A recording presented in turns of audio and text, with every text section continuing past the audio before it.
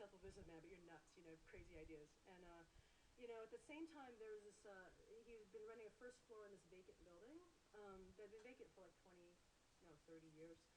And the landlord was trying to renovate the other floors to try to rent it out as retail space. But he was doing everything on the cheap. So instead of hiring a contractor, he was like welding and renovating on his own without pulling permits. So one day, as you can probably expect, something got out of hand and this big fire broke out as he was welding. But it was okay, they evacuated the building, about 150 people, and the fire trucks arrived immediately and everything was fine until the fire department hooked up their hoses to the hydrants and there was no water to fight the fire. And they're like, oh, that's weird, so they went down a couple of blocks and tried the next hydrant and it was totally dry. What had happened was that the city of Boston, a few months prior, they were doing road construction, and generally when you if they drill deep, they turn off the water pressure in case they hit a water main. And when they sealed up the road, they forgot to turn the pressure back up. So the firefighters had no tools to fight the fire. And it was just a disaster. I mean, it was just like an hour later, the building's still on fire and there's no water. They're trying to jerry-rig something from a nearby hydrant, like 10 blocks away. And if things couldn't get worse, the fire jumped an alley and the building next door caught on fire. And on the top floor was 10,000 square feet of illegally stashed fireworks. And so firefighters couldn't scale the ladders, and there's like, it was a surreal moment because things are exploding from, like in celebration, normally you'd have fireworks as my dad stood there completely helpless watching his life's work just be destroyed in a moment through no fault of his own. So I got a call. I was a sophomore at the time in college, and I went out to the store the next day when it was, kind of just like smoldering. It wasn't on fire anymore. And as I made my approach to the store, I remember seeing like 3 elderly women across the street, and they were crying. And so I went up to them, and I said, is everything okay? Why are you crying? And the lady looked at me, and then she looked at my dad's store, burned down store, and pointed, and teary-eyed said, where are we going to go now that we don't have a home? And that was kind of like a turning point for me. I hadn't really thought about my dad's store in that way. Like, I just thought it was something he was doing to provide for the family, and but in fact, he was kind of providing for a greater community. Like, these elderly women, they didn't have a community center to go to. They didn't have a public park in Chinatown, and this was the only place where they would actually run into their friends, and they spent a lot of time there. In a way, it was like a second home. And I guess it is true. It sounds corny, but like you only really do realize what you have when you lose it. And so in the months that followed, I kept begging my dad for more stories, and like one time he told me a story about how a little boy, I asked him what he did with people who were shoplifters, because I was really curious. And he said, well, one day I caught a kid shoplifting. He was only 10, and he didn't know who I was. I was kind of following him around. He was just like taking stuff, like stuffing it in his bag, putting it in his pockets, and at one moment, like he actually took a break from stealing and sat down and started eating the food he had stolen. Like he was just right in the middle of an aisle, and my dad came up to him, and he didn't know who he was. He said, hey, little boy, have you had enough to eat? And the little boy rubbed his belly. He's like, almost, and my dad's like, hey, so where are your parents? He's like, well, they're at work. He's like, oh, well, why aren't you at home? He's like, because there's no food at home. And my dad said, well, when you take stuff, especially if it's at a store and you don't pay for it, it's actually stealing. And the little boy starts getting really nervous, like, oh my God, this guy's going to get me in trouble, and he's kind of angling for a way to get out. And my dad's like, so in the future, if you don't have anything to eat at home, would you please just come and find me and ask me for whatever you need. Like, if you ask, I'll give you whatever you want, just don't steal, because stealing is wrong. And in the months that followed, I think my dad really looked forward to seeing the little boy, and it was these stories I was craving, and I was asking my dad, because in some way I think I was trying to recreate something that I had lost or had kind of taken for granted. So whenever we went to Chinatown, I remember lots of people would come up to us and say, please, we need a store like this again. When are you going to open up your store? And it was hard because my dad was basically kind of penniless. Like the fire had caused about $20 million worth of damage, and he barely had enough insurance to cover it. I mean, it was like not just inventory, but like the bean sprout machine, like the machine that he leased to wash and dry bean sprout. I mean, stuff like that. And so he really had no money, but he had this idea that maybe he could pool together what little money he did have with a lot of the original employees, people for whom they were immigrants and they got their first jobs through my dad at the store. and been working there since the 70s. So they pulled together. It was a big risk. The only location they could find was just on the outskirts of Chinatown, which in the early 90s, during the last recession, it was like a no man's land. It's like this area really, like, it was so unsafe, and the only reason you would ever go there is to, like, get a prostitute or drugs, you know. It's like, it was so unsafe. And at the time, I remember in college thinking, like, what's the wisdom of that? Like, why are you going there? It's so unsafe. No one's going to go. It's just going to, you're going to lose your life savings. But he did it anyways because he's crazy, you know, and and almost kind of overnight, the place was revitalized. You know, there were really loyal people that families from the suburbs came and gave patronage to my dad. You know, people walked from Chinatown. And then soon thereafter, more and more businesses started popping up. And then there was more and more foot traffic, and then families started moving back into the neighborhood, and it was an amazing thing. Like, he kind of helped revitalize this neighborhood to the point that then 15 years later, it became one of the most valuable pieces of real estate in Boston, which is why my dad got an eviction notice from the owner, because he wanted to kick my dad out and knock down the whole block and build luxury condos. This was a few years ago. So I remember my dad at the time was 70, and I said, you know, Dad, what do you want to do? Like, you have like 90 employees, and like they're all in their 40s and 50s. You know, they don't speak English. They're kind of very hard to employ. Like, what's going to happen to them? And I remember at the time my dad said, I'm 70 years old. I'm too old for this. You know, I'm too old to fight. And I understand when my dad says that, but at the time I decided that I wasn't too old to fight. So I organized the community, and sorry, I organized the community and led this grassroots movement to fight City Hall and fight one of the largest developers in all of Boston to try to hold ground. And at our first public hearing, it was a really amazing turnout, and we got enough press that even the mayor changed his tune and started supporting where we were coming from. It was an incredible thing. So after the first initial hearing, I remember going to the store afterwards, and immediately when I walked in, there was these two older women who were my dad's employees, and they rushed right up to me and they said, "Thank you so much for what you did last night. You know, we normally don't think that we have a voice, and we normally don't think we can advocate for ourselves in that kind of way. So thank you for doing what you did." And when I looked into their eyes, I think I felt like the same feeling probably that my dad felt when he saw the boy that once shoplifted, or saw the old women outside the store weeping. And when I looked into their eyes, I saw so much compassion and humility and grace. And it was at that moment that I understood the wisdom that my father had given me.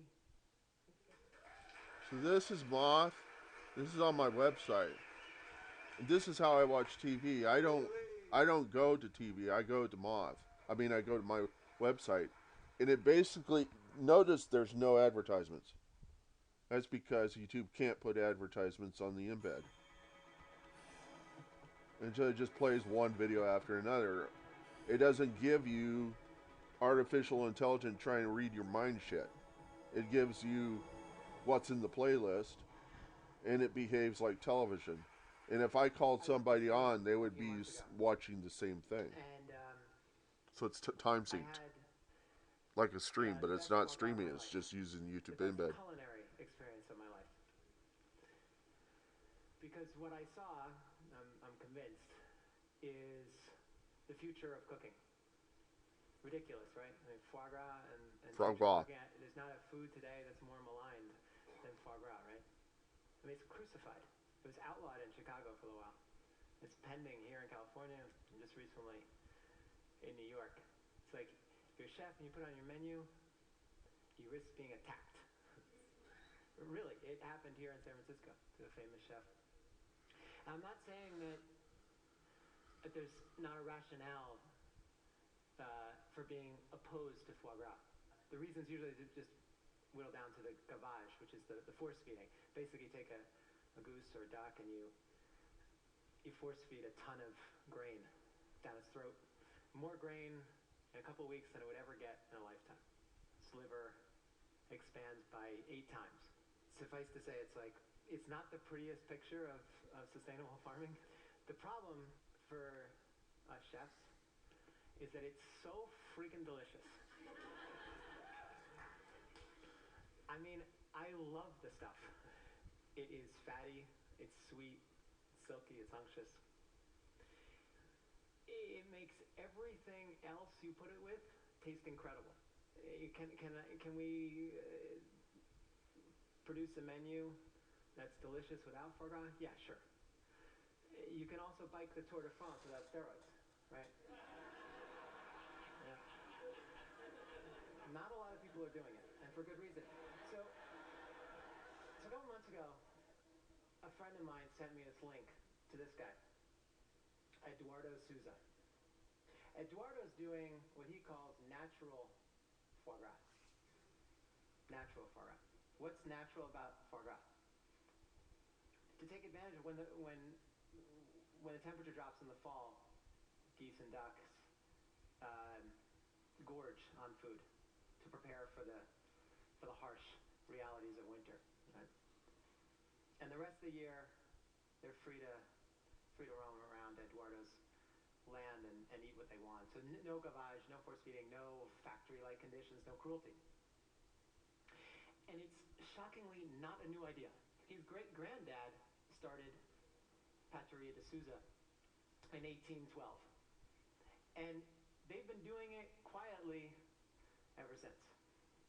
That is, until last year, when Eduardo won the Coup de Coeur, the coveted French gastronomic prize.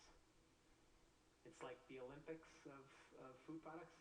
He placed first for his foie gras. Big problem. As he said to me, that really pissed the French off. Said it sort of gleefully. It was all over the papers. I read about it. It was in Le Monde. Spanish chef accused, and the French accused him, Spanish chef accused of cheating. They accused him of paying off the judges. They implicated actually the Spanish government, amazingly. Huh? Amazing. Huge scandal for a few weeks. Couldn't find a shred of evidence. And look at the guy. He doesn't look like a guy who's paying off French judges for his foie gras. So it died down, and then very soon afterwards, new controversy. He shouldn't win because it's not foie gras. It's not foie gras because it's not gavage. There's no force feeding. So by definition, he's lying and should be disqualified. As funny as it sounds articulated now and reading about it, actually, we had talked about it before this controversy, I would have said, that's kind of true. You know, foie gras, by definition, force feeding, it's gavage, and that's what you get when you want foie gras. That is, until I went to Eduardo's farm in Extremadura, 50 miles north of Sevilla, right on the Portugal border. I saw firsthand a system that is incredibly complex, and then at the same time, everything beautiful in nature is utterly simple. And he said to me, really from the first moment, my MO, my life's work is to give the geese what they want. He repeated that about 50 times in the 2 days I was with him. I'm just here to give the geese what they want. Actually, when I showed up, he was lying down with the geese with his cell phone, taking pictures of them, like his children, in the grass. Amazing. He's really just in love with he's at one with it. He's the goose whisperer.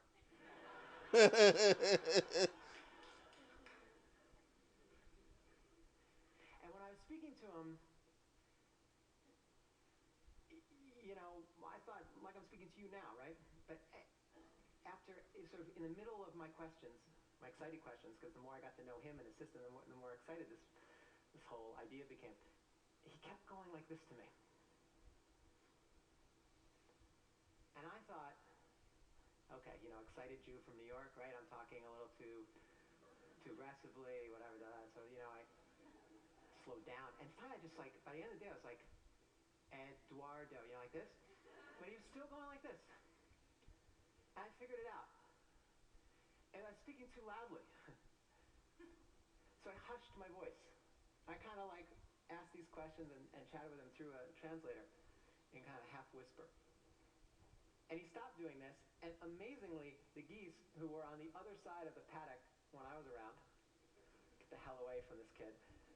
When I lowered my voice, they all came right up to us. Right up to us, right up to here, right along the fence line. And the fence line was amazing in and of itself. The fence, this conception of fence that we have, is totally backward with him. The electricity on this fiberglass fence is only on the outside. He rewired it. He invented it. I've never seen it. Have you? You fence in animals. You electrify the inside. He doesn't. He electrifies only the outside. Why? Because he said to me that he felt like the geese, and he proved this actually, not just a conceit. He proved this, that the geese felt manipulated when they were imprisoned in their little paddock. Even though they were imprisoned in this Garden of Eden with figs and olives and everything else, he felt like they felt manipulated. So he got rid of the electricity, got rid of the current on the inside, and kept it on the outside so to protect them against coyotes and other predators. And what happened? They ate, and he showed me on a chart how they ate about 20% more feed to feed their livers. The landscape is incredible. I mean, his farm is incredible. It really is the Garden of Eden. There's figs and olives and everything else there for the taking. And it's the irony of ironies, because Extremadura, the area, what does Extremadura mean? Extra hard land, right? Extra difficult, extra hard. But over 4 generations, he and his family have literally transformed this extra hard land into a tasting menu of great delights for these geese. And they are allowed to take whatever they want. Another irony, the double irony, is that on the figs and the olives, Eduardo can make more money selling those than he can the foie gras. He doesn't care. He lets them take what they want, and he says, usually it's about 50%. They're very fair. The other 50%, he takes and he sells and he makes money on. Part of the income for his farm, a big part of his income for his farm. But he never controls it. They get what they want, they leave the rest for me, and I sell it. His biggest obstacle, really, was the marketplace, which demands these days bright yellow foie gras. That's how I've been trained. You want to look and see what good foie gras is, it's got to be bright yellow. It's the indication that it's best foie gras. Well, because he doesn't force feed, because he doesn't gavage tons of corn, his livers were pretty gray, or they were. But he found this wild plant called the lupin bush. Lupin bush, it's all around Extremadura. He let it go to seed. He took the seeds, he planted it on his 30 acres, all around.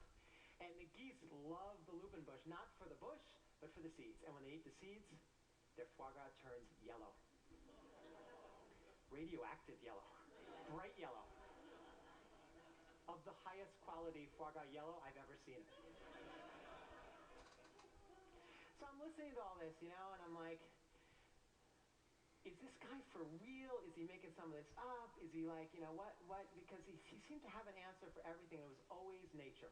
It was never him. It was always like, and I always like, I don't know, I always get a little like weirded out by people who deflect everything away from themselves, because really like they want you to look at themselves, right? But he deflected everything away from his ingenuity into working with his landscape.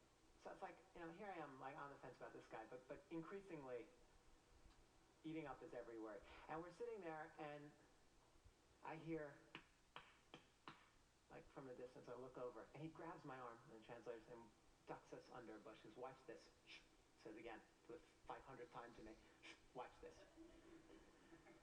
And a squadron of geese come over. And they're loud, getting louder, like really loud right over us. And like airport traffic control, as they start to go past us, they're called back. And they're called back and back and back. And then they circle around. And his geese are calling up now to the wild geese. And the wild geese are calling down. And it's getting louder and louder. And they circle and circle and they land. And I'm just like, no way. No way. And I look at Eduardo, who's near tears looking at this. And I say, you're telling me that your geese are calling to the wild geese to say, come for a visit? And he says, no. They come to stay. Come to stay? It's like the DNA of a goose is to fly south in the winter, right? I said that. I said, isn't that what they're put on this earth for? To fly south in the winter and north when it gets warm? I said, no. Their DNA is to find the conditions that are conducive to life, to happiness. They find it here. They don't need anything more. They stop, they mate with his domesticated geese, and his flock continues. Think about that for a minute. That's brilliant, right? I mean, imagine, I don't know, imagine a hog farm in like North Carolina, and a wild pig comes upon a factory farm and decides to stay. So how did it taste? We finally got to taste it before I left. He took me to his neighborhood restaurant, and he served me some of his foie gras, confit foie gras. It was incredible. And the problem with saying that, of course, is that, you know, at this point, it like risks hyperbole like really easily. And I'd like to make a metaphor, but I don't have one really. You know, I was drinking this guy's Kool-Aid so much, and he could have served me goose feathers, and I would have been like, this guy's a genius.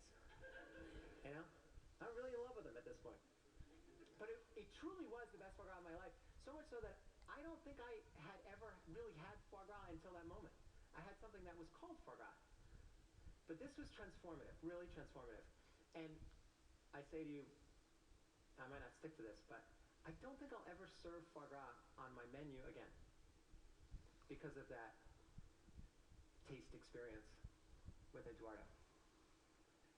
It was sweet, it was unctuous, it had all the qualities of foie gras, but its fat had a lot of integrity and a lot of honesty, and you could taste herbs, you could taste spices. And I kept saying, I said to, you know, I swear to God I tasted star anise. I was sure of it, and I'm not like some super taster, you know, but I can taste things. There's 100% star anise is enough. And then I started like going down the spices, and then finally I was like, okay, salt and pepper. Thinking, you know, he salted and peppered his liver, but no. He takes the liver when he harvests the foie gras, he sticks them in this jar, and he confits it. No salt, no pepper, no oil, no spices. I said, what? He said, we went back out for the final tour of the farm, and he showed me the wild pepper plants and the plants that he made sure exist on his farm for salinity. He doesn't need salt and pepper, and he doesn't need spices because he's got this potpourri of herbs and flavors that his geese love to gorge on. I turned to him like sort of at the end of the meal, and it's a question I'd asked several times, and he kind of hadn't answered me directly, but I said at the end of the meal, you know, look, you're in Spain. Some of the greatest chefs in the world are in Ferran Adria, the preeminent chef of the world today, not that far from you. How come you don't give him this? How come no one's really heard of you? And it may be because of the wine, or maybe because of my excitement, he answered me directly, and he said, because chefs don't deserve my foie gras. And he was right. He was right. Chefs take foie gras and they make it their own. They create a dish where all the vectors point at us. With Eduardo, it's about the expression of nature. And as he said, I think fittingly, it's a gift from God, with God saying, you've done good work. Simple. I flew home, I'm on the flight with my little black book. I took, you know, pages and pages of notes about it. I really was moved. And in the corner of one of my notes is this note that says, when asked, what do you think of conventional foie gras? What do you think of foie gras that 99.99999% of the world eats? He said, I think it's an insult to history. And I wrote, insult to history. And I'm on the plane, and I'm just tearing my hair. I was like, why did I follow up on that? What the hell does that mean? Insult to history. So I did some research when I got back. And here's what I found. The history of foie gras. Jews invented foie gras. True story. True story. By accident. They were looking for an alternative to schmaltz. Gotten sick of the chicken fat. They're looking for an alternative. And they saw in the fall that there was this natural, beautiful, sweet, delicious fat from geese. And they slaughtered them and used the fat throughout the winter for cooking. The Pharaoh got wind of this. This is true. Right off the internet. The Pharaoh got... I swear to God. Pharaoh got wind of this and wanted to taste it. He tasted it, fell in love with it. He started demanding it. And he didn't want it just in the fall. He wanted it all year round. And he demanded that the Jews supply enough for everyone. And the Jews, fearing for their life, had to come up with an ingenious idea, or at least try and satisfy the Pharaoh's wishes, of course. And they invented what? Gavage. They invented gavage in a great moment of fear for their lives. And they provided the Pharaoh with gavage liver, and the good stuff they kept for themselves, supposedly, anyway. I believe that one. That's the history of foie gras. And if you think about it, it's the history of industrial agriculture. It's the history of what we eat today. Most of what we eat today. Mega farms, feedlots, chemical amendments, long distance travel, food processing, all of it, our food system. That's also an insult to history. It's an insult to the basic laws of nature and of biology. Whether we're talking about beef cattle, or we're talking about chickens, or we're talking about broccoli, or Brussels sprouts, or, in the case of this morning's New York Times, catfish, which wholesale going out of business. Whatever it is, it's a mindset that is reminiscent of General Motors. It's rooted in extraction. Take more, sell more, waste more. And for the future, it won't serve us. Jonas Salk has a great quote. He said, "If all the insects disappeared, life on Earth as we know it would disappear within 50 years. If human beings disappeared, life on Earth as we know it would flourish." And he's right. We need now to adopt a new conception of agriculture. Really new. One in which we stop treating the planet as if it were some kind of like business in liquidation. And stop degrading resources under the guise of cheap food. We can start by looking to farmers like Eduardo, farmers that rely on nature for solutions, for answers, rather than imposing solutions on nature. Listening, as Janine Daniels, one of my favorite writers and thinkers about this topic, says, listening to nature's operating instructions. That's what Eduardo does, and does so brilliantly. And what he showed me, and what he can show all of us, I think, is that the great thing for chefs, the great blessing for chefs, and for people that care about food and cooking, is that the most ecological choice for food is also the most ethical choice for food, whether we're talking about Brussels sprouts or foie gras. And it's also almost always, and I haven't found an example otherwise, but almost always the most delicious choice. That's serendipitous. Thank you.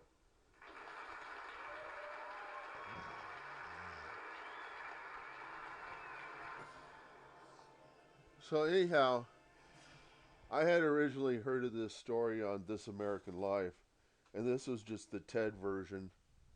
If I go into UPick mode, then you can see the complete playlist for this area. It's like several talks. That one we heard before, and then this one. Equal We Are Not, Lawrence Lessig, SHMITA, We're Planning for the 21st Century. This guy, yeah, this... Know this feeling of wanting to make a transition in your life, but not knowing exactly how to do it? Or that sense of insecurity you get when thinking about retirement and how it's going to look, even if it's decades away? Well, I think Judaism has a response for this. SHMITA, the sabbatical year. That cycle of 7 years of regeneration that we have in our tradition. And I want to tell you how I got to this. I did not grow up like this, meaning an observant Jew. I grew up in Israel, in a secular family, and spent most of my in learning and activism around social, economic, and environmental issues. Not knowing too much about my Jewish heritage, except for the fact I speak Hebrew. One day, when I was 16, today I'm 34, I got an email from a non-Jewish American friend telling me that he's very envious of me for knowing Hebrew. Because it means I can read all those books, like the Talmud and the Zohar, which I never read, of course. But his interest sparked my interest. And I started learning those books, looking to see if they can somehow inform the social and economic issues I was so deeply invested in. So to cut a long story short, it took me 7 years, and I ended up like this, with a kippah and a beard and those funny fringes that we have. And here are my conclusions. So conclusion number one, beware of Jewish literature, because this can happen to you as well. Conclusion number two, not only Judaism does have a lot to say about big social and economic issues, it actually has many deep and profound things to say about those issues. Like the same way, it has many deep and profound things to say about our innermost familial and communal issues. And the wonderful thing is that it does all that using the same set of concepts and ideas. Now, this cohesiveness completely blew my mind. And the single most important idea that had the deepest impact on me, for its cohesiveness, for its profound wisdom, was SHMITA. Now, I believe that when the time for an idea has come, it simply pops up in people's minds independently. Perhaps it's mystical, perhaps it's sociological, I don't know. What I do know is that this is exactly what happened with SHMITA. When a few years ago, towards the SHMITA year of Tafshin-Ayin-Hey, that was 2014-15, after being neglected for millennia, SHMITA became all of a sudden the hottest topic among Jewish organizations, like Chazon and ROI and many other organizations, who started a conversation around how can we apply SHMITA into our modern life, into modern economy, modern society. It is a very nascent conversation, and there are way more questions than answers.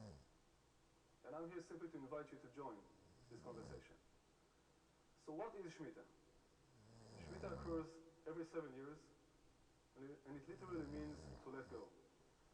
To let go of the cycle that is ending and embrace the next cycle, which is now beginning. And it marks some very significant cycles that we have.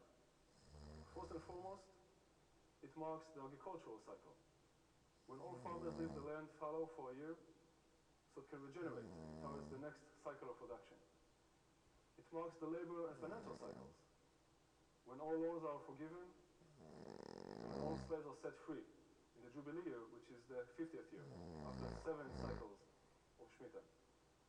And it marks the national cycle, with the commandment of Aker, from the word Kehila, community, that brings once every 7 years everybody, including everybody, to Jerusalem, to read together the Torah, to reaffirm our commitment to our shared past and our shared destiny. Rav Kook was the first chief rabbi of Israel in the 1920s. He defined the way SHMITA is being observed by farmers in Israel these days. Said that SHMITA does to the nation what Shabbat does for the individual. However, how can we achieve this when only a handful of us work as farmers?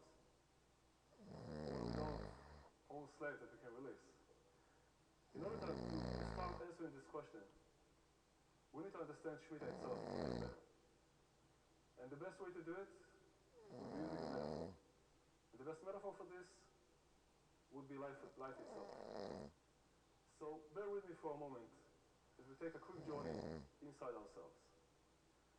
So in the past, people used to think that what makes the difference between living creatures like us and the unanimated world around us is some sort of vital magic, some magic powder that makes us come to life. Today we know that's not true. We know that me, you, the chair sitting on, are all made of the exact same building blocks. And the only thing that makes a difference is how those building blocks are organized. However, we are not completely organized. In fact, our body constantly gravitates towards disorder, chaos, entropy, death. What keeps us alive is a set of constraints and cycles of rejuvenation, maintaining balance between chaos and order. What we get at the end is what we Israelis call balagan, organized chaos. Now, Israel is good at that. Now, we need those cycles of rejuvenation not only on the biological level. We also need them on the emotional level, social level, national level. And SHMITA can be the mechanism to do this. It can be the tool that enables us to manage our lives on the individual level. It can help our communities create a sense of communal property, a time to counterbalance entropic processes in it. And it might even have the potential to somehow minimize the severe consequences of economic meltdowns, like the ones we had in 2001, the dot-com bubble, then 2008, then 2015 in the Far East. By the way, we have those on average every 7 years. Because if you inject controlled shocks into the system, it might mitigate to some extent the impact of uncontrolled and unplanned shocks into the system. Recent studies predict that people my age and younger, aka millennials, are going to have to switch anything between 9 to 18 jobs by the time we retire. Now that's great news on the one hand. Lots of innovation, many opportunities to reinvent ourselves. You know, millennials love this, to reinvent ourselves all the time. But this also means a huge burden on the individual that we'll have to adapt and readapt over and over again. SHMITA suggests that we take certain break periods to reassess our skills, rethink our purpose, re-examine the opportunities around us, and make a safe transition to the next phase. Now, this is not about a crazy-long vacation that brings you to the same point from which you left at the end.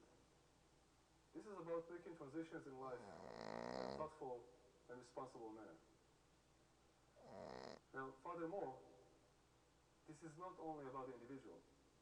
This can actually have some significant macroeconomic implications, because what happens right now is that we lose more and more talented people that are kicked out of the workforce just because they missed the train to the next station.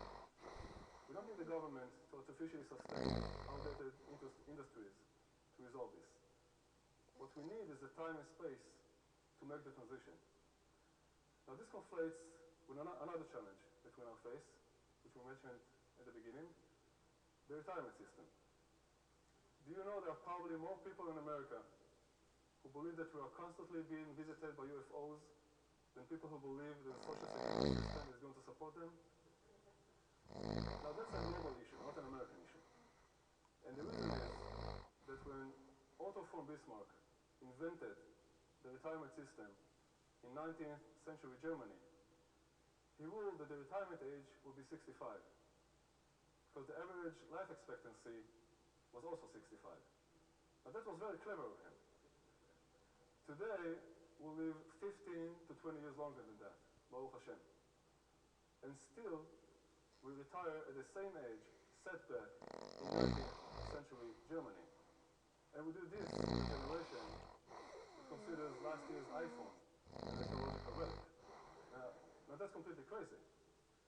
So what if we take the concept of SHMITA and apply it in a way that remodels the retirement system to actually fund and enable those break periods that we need to take?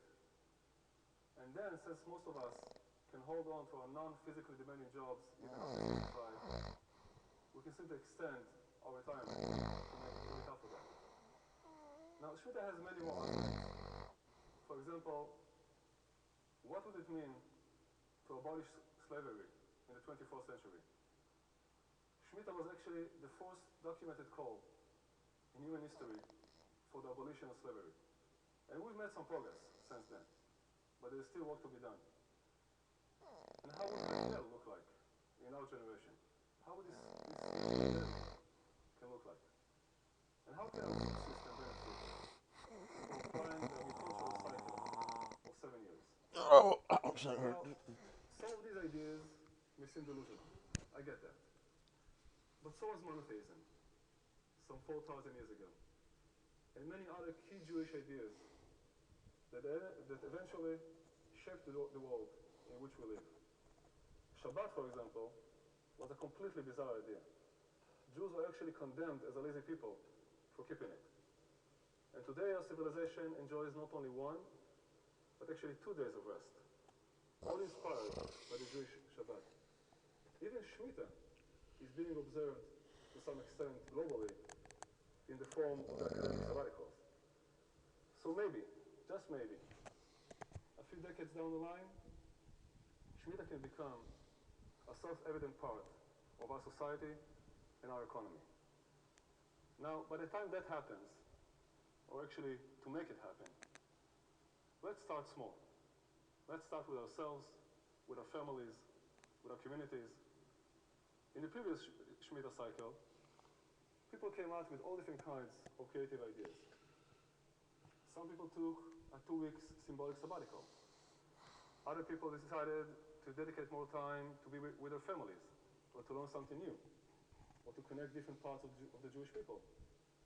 There was a guy in Jerusalem who works as an engineer for Cisco, who decided to take time in the SHMITA year just to review all of the tech innovations from the past 6 years and absorb them. The Israeli government, by the way, passed a law that year that certain types of loans will be forgiven for people who cannot pay them back. Now that was a beginning. And now is the time to start thinking and preparing for the next SHMITA year of Tafshin Pei Bet. That's 2021, 2022. So I invite you, invite myself, to ask, what do I want to let go of? What would it mean for me to make a transition in my life? 18 years ago, I got an email that sent me on a lifelong journey, which I'm still taking. But if there is one thing I learned up to this point, is that sometimes the answers we give to our innermost questions can pave the way to answers to the biggest questions out there. Thank you. Now I want to point out something to you. If I go to YouTube,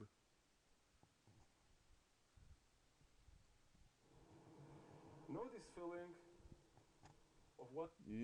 usually on these videos you see all these little yellow dots across here, and what that is they that's monetization. That's putting advertisements in it. Let's do the moth one. The moth one probably has. So I'll go to this one. So we go to that one. Welcome to the stage, Ellie Lee. Okay. See that? Now let's go to its page. So please welcome to the stage, Ellie. And that's not a very good example because it has no advertisements and there's no monetization in that one. Let me find one that has monetization in it. So this is all TED Talks. That's a moth talk. Let's go to another channel. So I'll go to next channel, Dana Carvey. Okay, so you'll see down here there's some yellow things here. This guy put monetization in this and it's illegal content. It might not even be Dana Carvey. So let me look and see what we got. The Szechuan Dynasty, Dana Carvey. It's this guy named Darth Yucko, okay? He put in something down there. He monetized it, and if we go there, what form does it take? Well, there's going to be an advertisement. If I run up to here and hit play.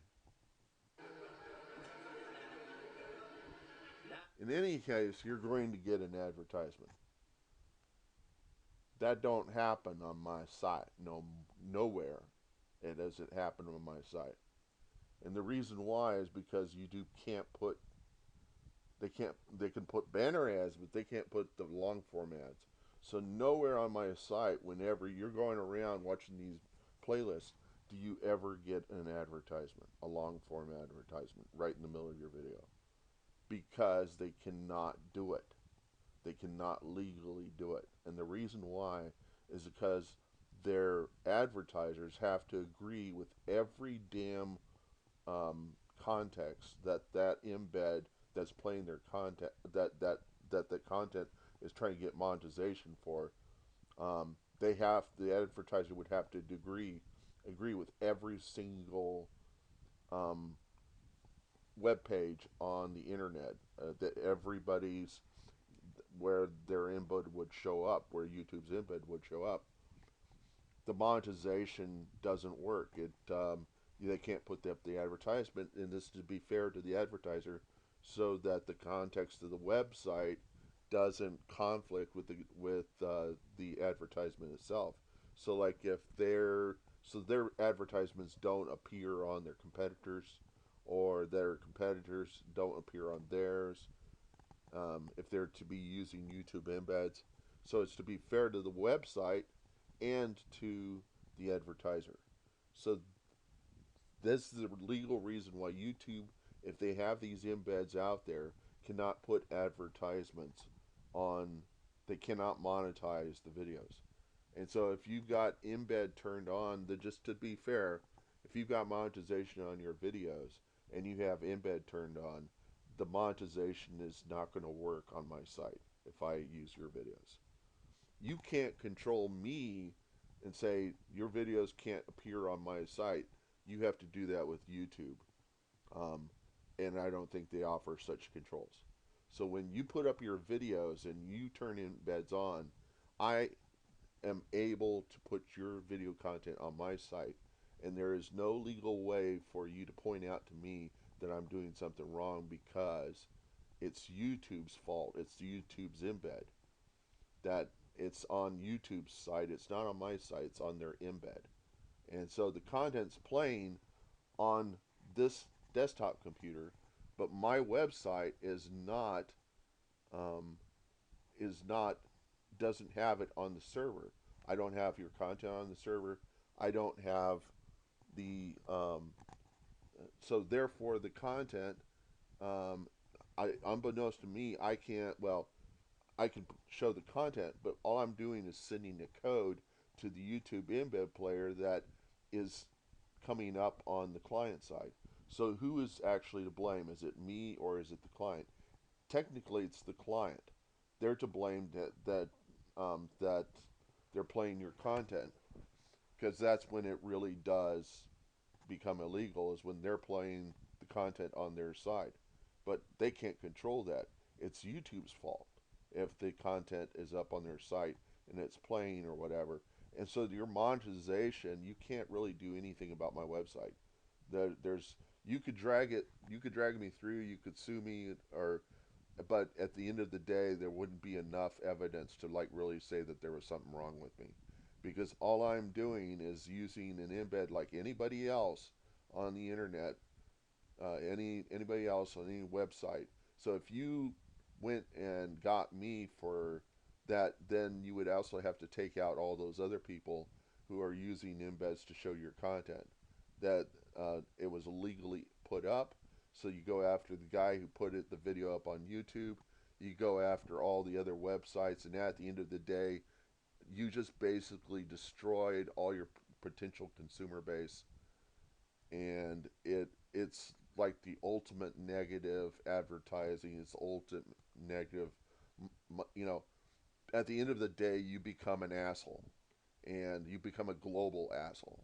And people, I mean, you'll be right up there with Mark Zuckerberg, and Trump and all of those. You'll be kind of at the end of the day pretty much have destroyed your entire any kind of branding you could have ever had, once you've completely sued those people. And so really you can't do a damn thing about what I'm doing with my website. And I could push this point. In fact, if they made me uh, they put your hand on the Bible and solemnly swear that you tell the truth, all the truth. I could turn to the judge and say, do you do you believe what's in this book? And then the judge says, I'm not a Christian. And says, well, you know what? I can't swear on the Bible, because it says in the Bible you cannot swear do not swear by the hair of your head, because you cannot change one hair to black or white. And so technically, we're not supposed to swear on the Bible if we believe in the Bible. And you're using the Bible here, and this, you're actually pointing out that there's an it says in the government we should not have a theocracy. So you're basically representing a little bit of a theocracy in here, because we got the Bible and we're doing solemnly swear on the Bible. So actually, that even shouldn't even be here, and that oath shouldn't even be there, because it's against the Bible. And according to the government, we're allowing a little bit of a theocracy in there. The Christians would say, "What are you doing there?" I said, "What I'm doing here is I'm trying to keep things fair." Because even in the Bible, it says by the Old Testament was proof that a theocracy would never work. So even God would be against a theocracy. Probably the reason why Jesus had nothing to do with the government, tried to stay away from the Roman government, didn't even try to overthrow it, just to be fair to them, because God gives everybody freedom of will to do what they want to do, and therefore the Romans have freedom of will. And God is not going to mess with that. He's not going to go over there and overthrow the Roman government, because they have the freedom of will. They'll fail by their own means. And so Jesus didn't have anything to do with the government. He didn't screw with them. In any case, I could actually ruin that entire court procession if they had that. I have not checked to see if they still do that, but I could stop it right in the middle and say, "So you want me to swear an oath on the Bible? Guess what? You know what we're going to do is we're going to open up the Bible and we're going to start reading it whole through. I'll filibuster that friggin' trial. The whole way through we'll be reading that Bible." But you'll know that full well whenever you brought me in that I would do that. But I was just pointing it out. See, when people listen to Jesus at the time, even though you don't believe in Jesus, the reason why they believed in what he had to say is because, for one thing, the way he acted whenever he spoke is he talked like one of authority. He talked like he knew his shit.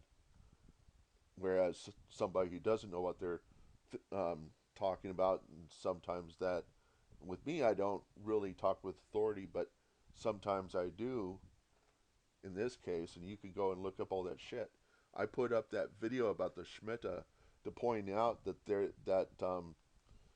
was a thing called a year in Jewish tradition where you're not supposed to work, or else be stoned to death, the same as the Sabbath. And then, if you do the math, we're probably still following the SHMITA, and that is, the SHMITA is, if you do the math, is our Saturdays, and the Sabbath is our Sundays. Two of those things. Everybody knows the Sunday, that you don't work on Sunday, because for Jewish and Christians, that is your day off. If you do work during it, then you're going to stop. What's going to happen is that all your Christians and Jews are not going to work for you, and the government doesn't collect. You're basically going to not benefit from their involvement, and otherwise you would have to force them, and then they'd probably just leave the country altogether. So we have a Sunday because of the Christians and the Jews. So if you eliminate religion, if you bring in evolutionism, what are they going to do? They're going to get rid of, if they're abiding by what evolution is, and survival of the fittest, they're going to do whatever they can in order to survive beyond, in any situation. And that is, in every situation they're going to work, and they're going to work through the Sundays and work through the Saturdays. They're going to eliminate the Sundays and Saturdays. All the people there, are going to, and that's the thing is that the reason why it's in the Jewish tradition is because God didn't want people to work all the time. And the reason why is because they would be overstressed, they'd be tired, it would suppress their cognition, their immune system, all the things that we are now we experienced when COVID hit. Everybody freaked out. They had tunnel vision. Their brains were not working. They probably got ulcers in their stomachs, and I mean all sorts of crap, and got upset because their brains were not working, so they were getting upset for the wrong reasons. And then you get all these other idiots that are not going to take vaccines. They're not even thinking because they're super stressed because the government's coming out to get them, and so they're stressed about that. They're stressed about their work condition. Their brains are not working. Supreme. I mean their immune system, if they ever get the virus, is going to take over their system because they're stressed. Because their immune system is offline, they'll get sick really easily. Um, if they're really super stressed, they'll die that night. They'll die instantly because of a heart attack, because stress triggers heart attacks. So, um, and reproduction goes offline in extreme stress. There's a guy who's his name is Robert Sapolsky. He's an atheist, but his children's has names that are basically biblical names. One is Benjamin, which means son of my left hand, and in Hebrew, and the other one is Rachel, which is also from the Bible, biblical names. But he's atheist or agnostic. No, he's not agnostic. He's pure atheist. But talks about he covers this completely. Talks about what stress does, and he's done 30 years of research on it, and he's compared us. He found some animals in the wild called the macaque monkeys that do this, and he says it's perfect example of westernized stress disorder. The macaque monkeys, they spend 4 hours in the morning foraging for food and whatnot. They get their all the food that they need for the day, and then they spend the rest of the day giving each other hell. And so they're stressed out all the time, even though there's no reason for them to kick each other's ass, you know. And he says perfect example of westernized stress disorder. And I'm getting this from a documentary from the National Geographic. My video is probably just probably the case that I'm probably not recording. No, I'm still recording. It probably the video and the audio are probably not going to be in sync, but in any case, this came from National Geographic. I keep telling this to everybody. I doubt anybody will watch it, but it's called "Stress: Portrait of a Killer." And he's in that video, and he talks about what stress does to people. He doesn't talk about the SHMITA or the Sabbath because he's not religious, but he does say that if you don't relieve stress, then a number of things go offline, and that's your immune system, reproduction, tissue regrowth, uh, cognition, all that shuts down. And when COVID hit, people were just like they turned into zombies. They ran over each other. You saw the video in Australia where people were going in to buy toilet paper and going crazy and buying water, and just like they looked like the Day of the Living Dead. They were but like super fast and like on they were like on steroids, and they were running over people and trampling people to the door because they were afraid for their lives. They were extremely stressed. They knew this thing was going to kill them, and they'd have to get in their house and get away, and hopefully they wouldn't die from it. So, and on top of that, they were already stressed. Everybody was stressed even before COVID hit. And you could probably push through the case that even though we trace this to the fact that it was some people selling animals in a market, and they were probably super stressed, and for the same reason, the transmission of the disease happened. from the animals to the people that were taking care of the animals. That was how COVID came about. And so it's kind of like we wake the monster from um, from wanting too much from the world, from our own selfishness in business, in the business of that Chinese market, where they were bringing animals that had no business being in that market. They had business being in their environment that they were familiar with. So they're overstressed because they're in a place they did not, that they were, it was not a place, it's not where they're from. So they're super stressed. And the people that are taking care of these animals are also super stressed because they don't know how they're going to be able to survive and stuff. You know, they have to sell these animals and they're handling them. They don't really know a whole lot about them, and you know they could get poisoned or something. So they're really kind of, and so as a result of both being stressed, um, the the the viruses or whatever that the animals have got, that their immune system is pretty much subduing, are, it's growing in them, and then they become really toxic carriers or really effective carriers of the virus, and it goes from them into the trainers, people.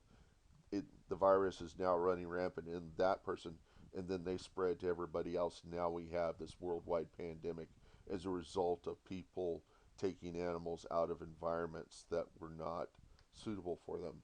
And the same stress problem that we exhibit is in the animals, and it's just spreading throughout the earth, okay? So,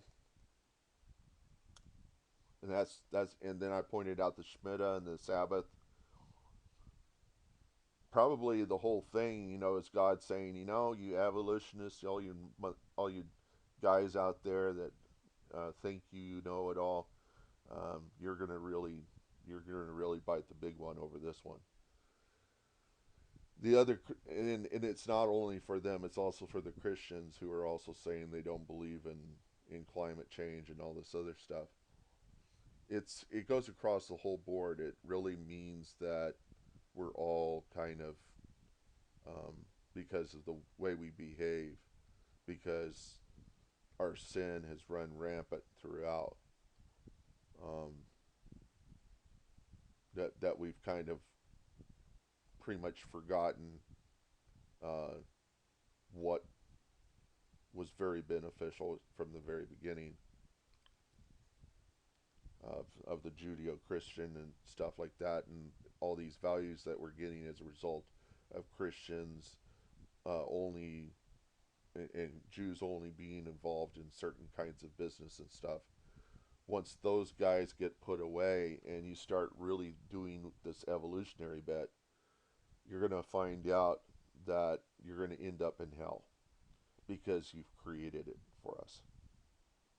You've produced the hell. And so hell is coming. It's coming for you and me. So I'm going to end it there. And the only way you can get out of this, I don't know. That's my question. How do we get out of this hell? We're doing it in AI. We're doing it in fact of the way that we're treating people. We're doing it because of greed, because somebody said greed is good. That's bullshit. Greed is not good, and it says it in the Bible. It says it in a number of places. It says the love of money is the root of all evil. It doesn't say money is the root of all evil. It says the love of money. Money is the lifeblood by which you survive. It's the same as when you go out and shoot some animals, you get their skins and trade it for some money, or anything that you're trying to do. You're raising farms. You harvest a crop or whatever, and then you sell that stuff off, and by that method you're able to survive, and then buy more land, make bigger crops, and do the same thing. Then you start hiring people, and they start working the land for you, and then they start having farms, and they buy land, and pretty soon lots of people have this stuff going.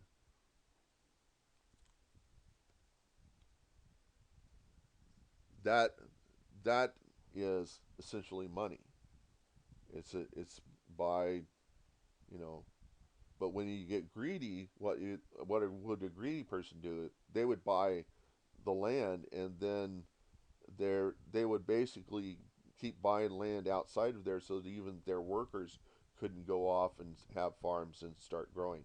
So it is jealous of anybody else making money, uh, you know, and envious of others, that of other farms anywhere else, so that they will probably go and buy up those farms, and they're gonna enforce something that's like evolution, forcing everybody to work into their Saturdays and Sundays, and what are we experiencing?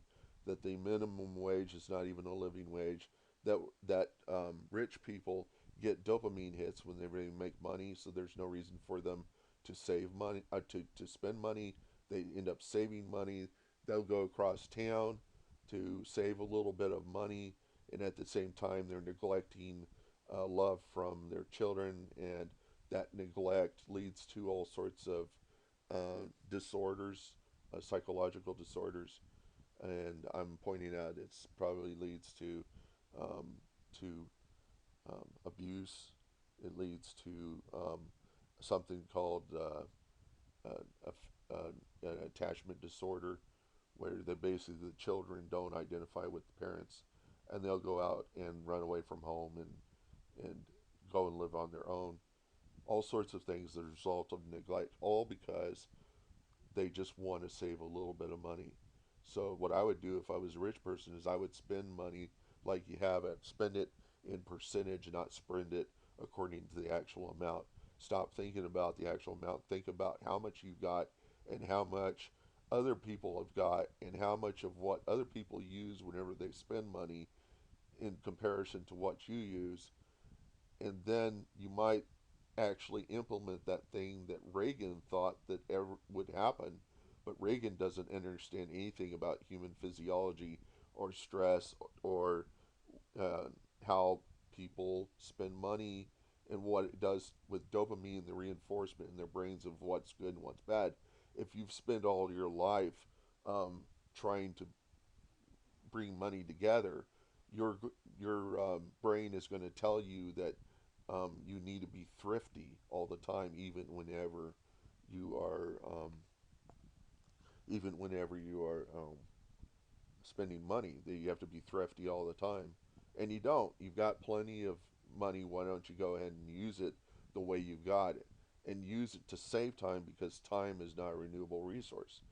Money is. Okay, you can always make money, more money, but you can't get back the time you lost.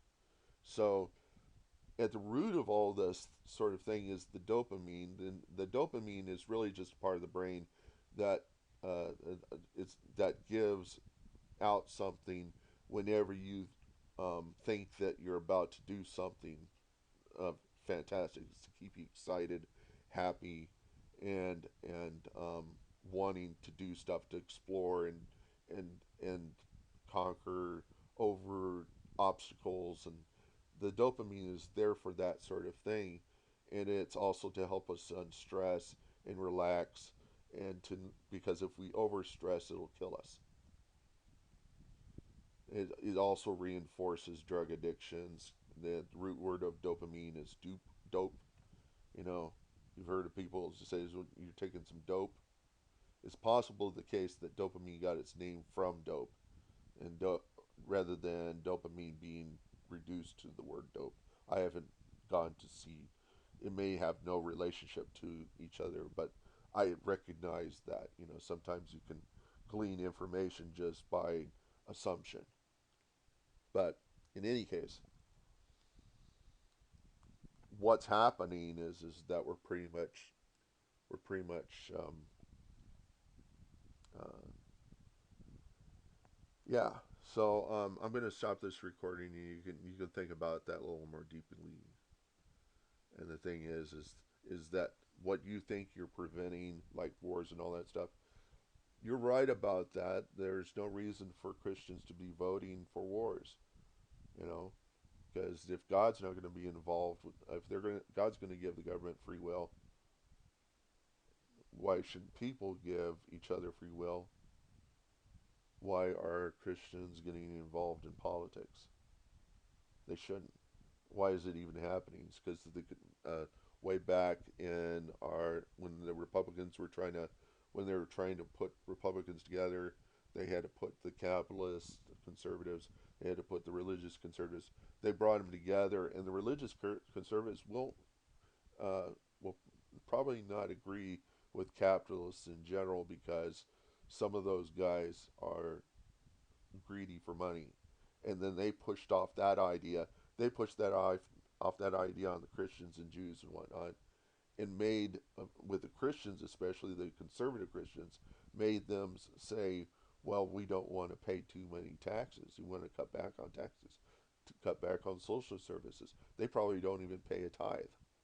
And so, and then they're voting, and then they're getting in there and trying to make other people do stuff, which is a kind of a self-righteousness. But what it is it's basically rape. You're pushing other people into doing stuff that is against their nature. It's against their will. It's not. God gives them free will, and you're over there taking it away from them. Give them the capacity to make the mistakes so that they will learn from them. Otherwise, you're forcing things on them. You're saying, see this, you're supposed to do this. You see this, you're supposed to do this. The extreme form of what we're doing, what the Christians and Jews are doing now or not the Jews, but the conservative Christians are doing to the government, is forcing them into a theocracy. And theocracies don't work. They never have. Muslim theocracies are awful, because if you go in there and you want to practice a different religion, they'll kill you. Ask that of any Muslim in Iran or even anywhere else, somebody who's Muslim, and say, what if your daughter became Christian? Somebody asked that on This American Life, and the Muslim father said, I'll kill her if she becomes Christian. Christian wouldn't even do that. And what do they call a Muslim martyr? A terrorist. Christian martyr, a true Christian martyr wouldn't terrorize anything, because Jesus never killed anybody. In fact, Jesus said, if you draw the sword and you cut, Peter draws a sword and cut off this Roman's ear, and he said, he who lives by the sword dies by the sword. If you think about it long enough, you realize if you live by the sword, that means that you solve problems with violence. And then it says, dies by the sword, that means you will probably never see the result of what you were trying to do. You'll never see the end result. So we get an example of what's happened in Afghanistan and Iraq. All these people that went out, that we sent these soldiers out there to fight this war, to give freedom and democracy to those people, and we end up with the Iraq being taken over by a Muslim theocracy, and then Afghanistan getting taken over back by ISIS. We being kicked out. We didn't have any effect. And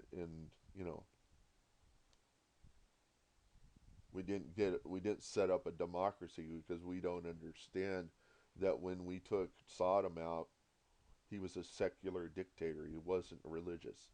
Even though he mixed with those people, he wanted to do his own thing. He didn't want religion to get in the way.